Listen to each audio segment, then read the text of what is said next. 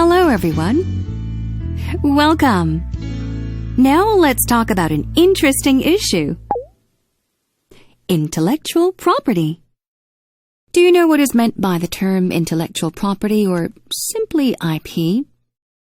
When it comes to intellectual property, what would you think about? Patent, trademark, or copyright? How about this? Intangible assets. Intangible hands that drive business in the era of our knowledge-driven economy. Well, today I am with some of the leading actors of Ip Panorama, a serial drama which has created a stir in the world even before it has been broadcast on TV. The Ip Panorama series is a masterpiece, which has been produced by the cooperation of the World Intellectual Property Organization, the Korean Intellectual Property Office, and the Korean Invention Promotion Association. The three organizations have toiled together for many years to create a wonderful new type of product for learning about IP assets and their role in business success. It has a very nice and distinctive name, which is also the trademark of the product, Ip Panorama. Today, I will be talking to our guests about the role of intellectual property in the business world in the context of this new serialized drama, Ip Panorama. Okay, let's meet the leading actors of Ip Panorama. Hello, Gibson, May. Hello. It is my honor to have you on this primetime show today. In creating Ip Panorama, you must have been very busy, weren't you? Whew, indeed. Lately I have been quite busy filming Ip Panorama. Both of you are actually IP lawyers in real life, is that right? Yes, that's right. Acting is a very different experience, and it has had a huge influence on me. I was told that the storylines used for Ip Panorama are based on real IP disputes that you've been involved in. Yes, when the writer wrote the scenarios, she referred to the cases that we were involved in. When we filmed the Ip Panorama, we faced many challenges as we were not professional actors. I was scared stiff in front of a camera. It is just amazing how I made it. I still become nervous when I'm in front of the camera. As an IP lawyer, what do you think about Ip Panorama? When it comes to IP, most people think that it is a very specialized area of study. But if you follow the stories of Ip Panorama, even without realizing it, you will learn what IP is all about and how crucial it is for the success of a business. What makes Ip Panorama most interesting and fun is that it relies on the storytelling method. That is, learning about IP through stories. At the same time, it is also great in terms of its IP content.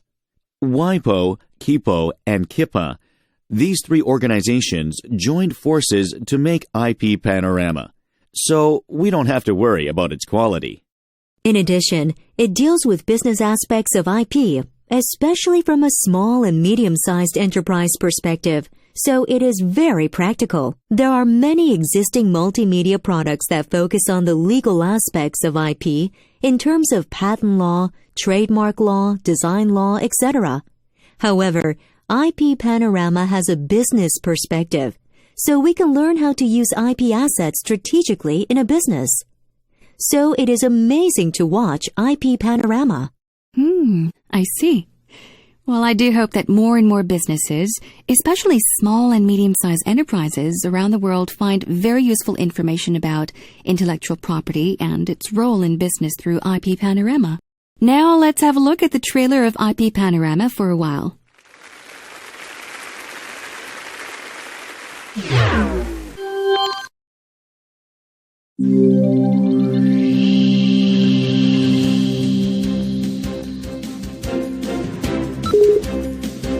Today, intellectual property is all around us.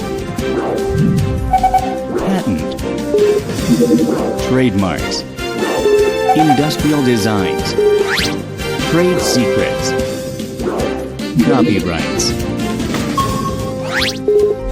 IP assets are crucial for a business's success, and you need to manage IP assets to get the best out of them. How about you? Well, intellectual property Is it so important? Sure. We are strategically managing IP, and it has become our business's competitive advantage. I desire to have that too. But how? IP education is the key. IP Panorama is the most advanced and storytelling e-learning content site on intellectual property. IP Panorama is jointly developed by World Intellectual Property Organization, Korean Intellectual Property Office, and Korea Invention Promotion Association. Educate your people with IP Panorama. Then you can make the best use of intellectual property in our knowledge-driven society. IP Panorama, the best IP e-learning partner for your business.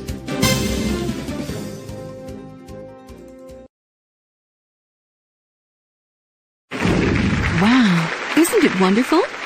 The first episode of IP Panorama will be presented this weekend. Don't miss it. Well, Mr. Gibson, the term intellectual property, IP, is becoming increasingly popular. Not only SMEs, but individuals are gradually gaining interest in IP matters. How is IP relevant to our daily lives? Well, along with human creativity and inventiveness, IP is all around us. Every product or service that we use in our daily lives is the result of a long chain of big or small innovation, such as new designs or improvements that make a product look or function better. Let's take some examples. We can easily find IP in almost every product, like a ballpoint pen or an MP3 player.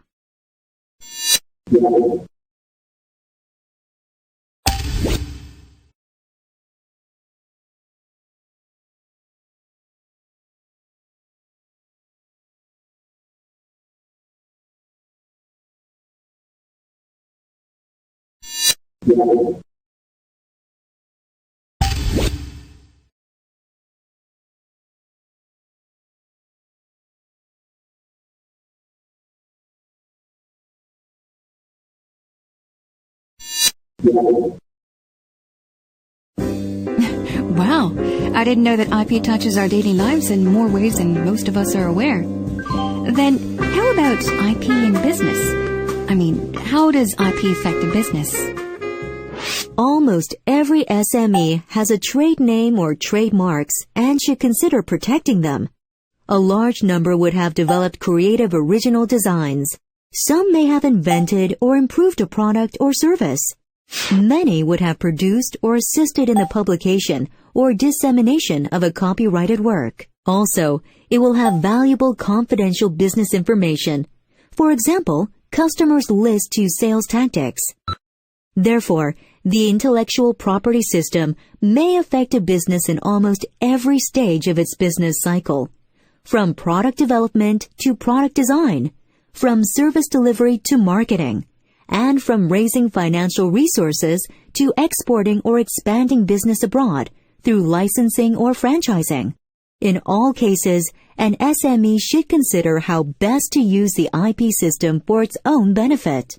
Regardless of what product an enterprise makes or what service it provides, it is absolutely necessary for a business to systematically identify, protect, and effectively utilize its IP in order to get the best possible commercial results from its ownership. Ms. May, you mentioned that an SME should effectively use its IP to obtain the maximum benefit from its ownership. Then, are you saying that IP can be a kind of an asset of an enterprise? Yes, you have pointed out a very important concept. When IP is legally protected and there is demand for the IP-protected products or services in the marketplace, IP becomes a valuable business asset. SME must first acknowledge the value of IP and begin to see it as a valuable business asset. Ah, I see. Then, how about this?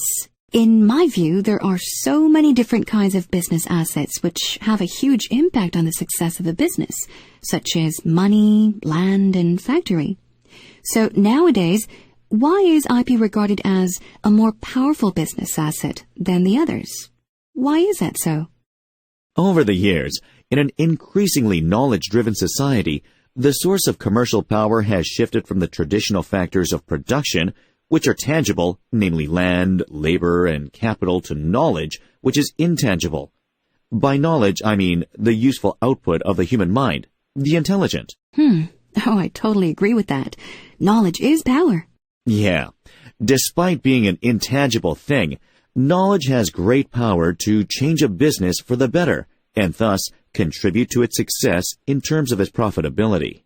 How about telling us more about intangible things? Just imagine a traditional business in the past.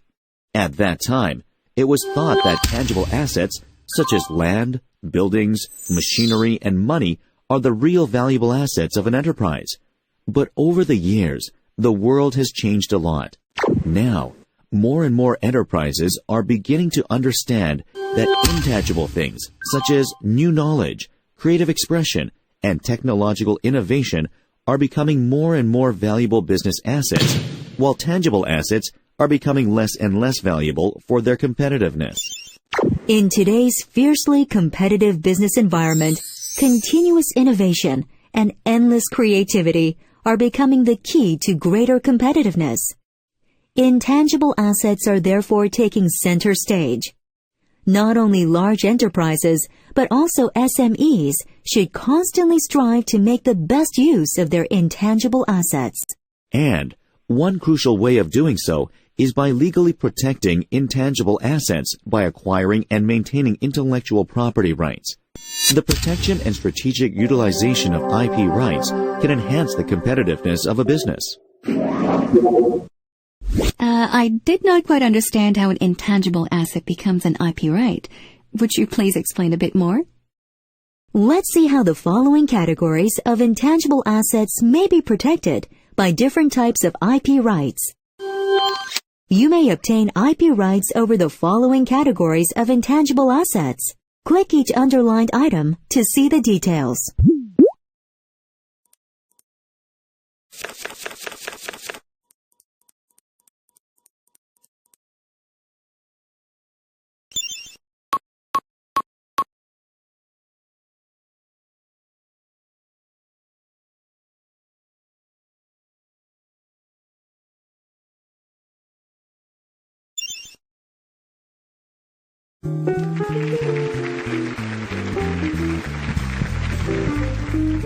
Welcome back. We have with us here today Mr. Gibson and Ms. May, the IP stalwarts in the sensational new serial drama, Ip Panorama. We shall continue our discussion with them about the key role of intellectual property assets in driving the competitiveness of a business in the knowledge era of our times. So, Gibson, May.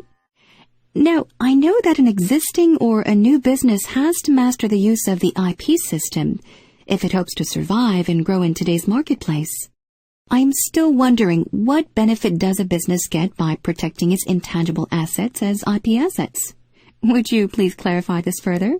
A crucial point about legal protection of IP is that it turns intangible assets into exclusive property rights, although for a limited period of time. Almost every country has its own set of laws on intellectual property. Exclusive rights?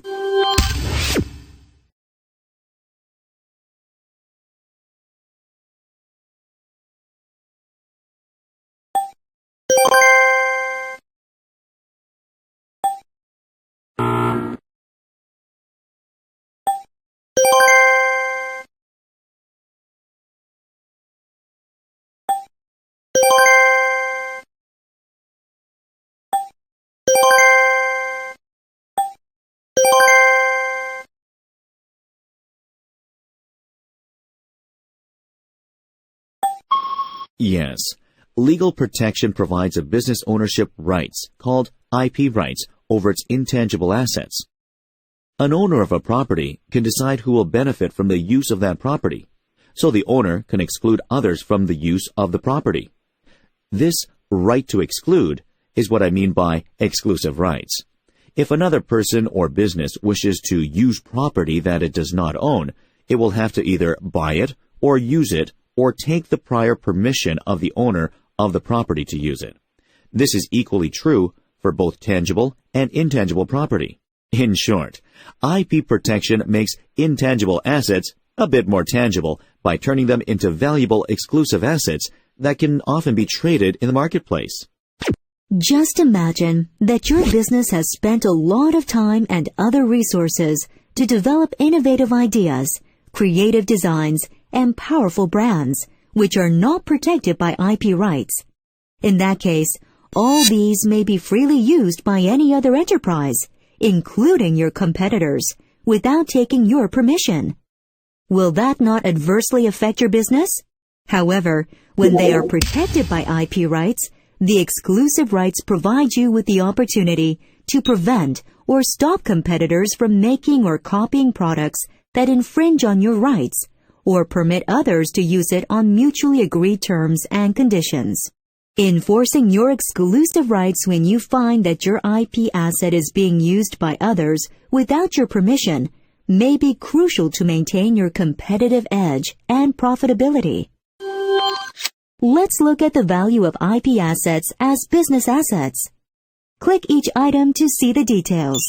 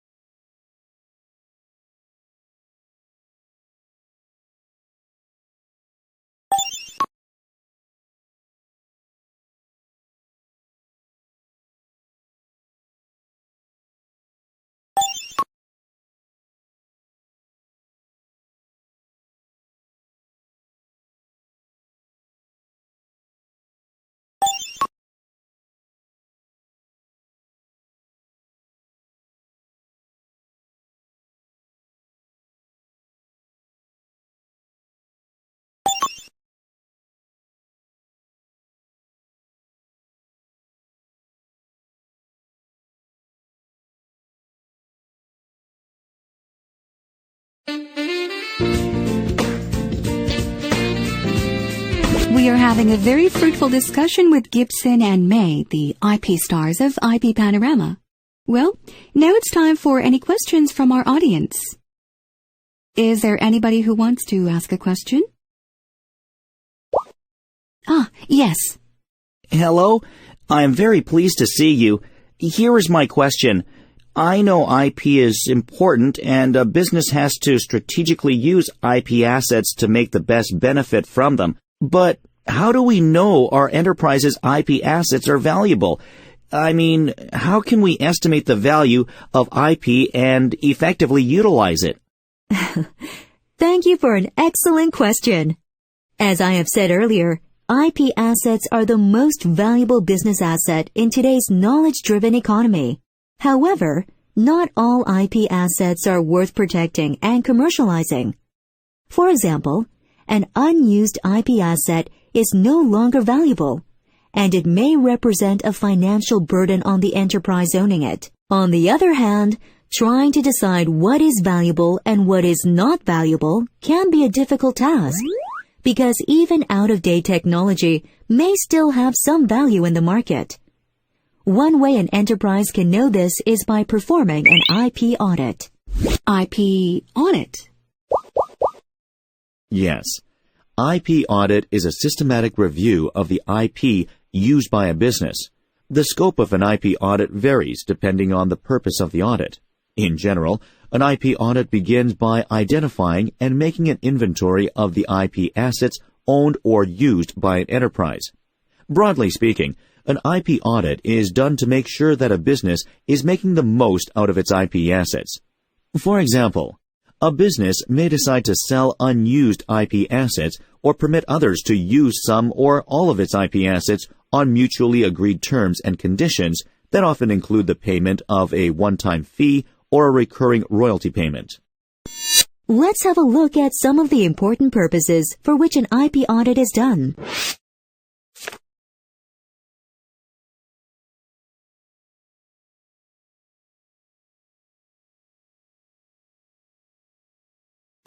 By conducting an IP audit, an enterprise would be able to make informed decisions about the followings.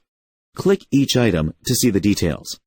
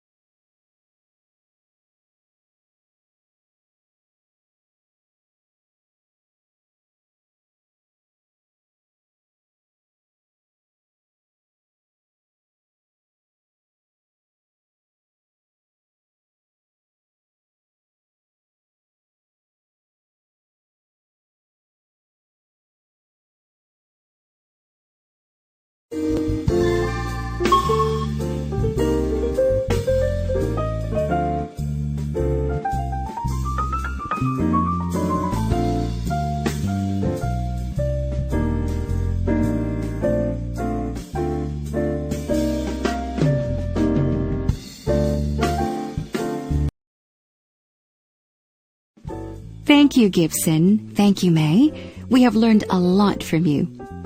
I'm really looking forward to watching the IP Panorama show. I cannot wait any longer for the weekend. We also look forward to watching IP Panorama serial on TV. Just tell us a little bit about the story of the first episode. Well, the first episode is about trademarks and industrial designs. It is based on the story of the marketing challenges faced by a company which had developed, manufactured, and launched a technologically advanced MP3 player. I am sure you'll enjoy it.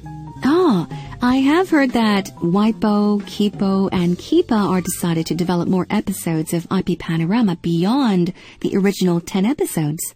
Yeah, they decided to continue developing new modules of IP Panorama. Also, they are jointly operating an online educational course by using IP Panorama, which they are also promoting jointly to not only the enterprise sector worldwide, but also to universities for creating courses for students of engineering, business administration, entrepreneurship, innovation, new product development, technology transfer, etc. Oh, they are so full of enthusiasm for IP Panorama. Thank you so much for joining us today. I wish the both of you and IP Panorama all the best. Thank you. Don't miss the grand launch of the first episode of IP Panorama. See you next time with more exciting and thrilling news about IP Panorama. See you. With Episode 1 in Module 2, the exciting stories of IP Panorama will come to you. See you soon.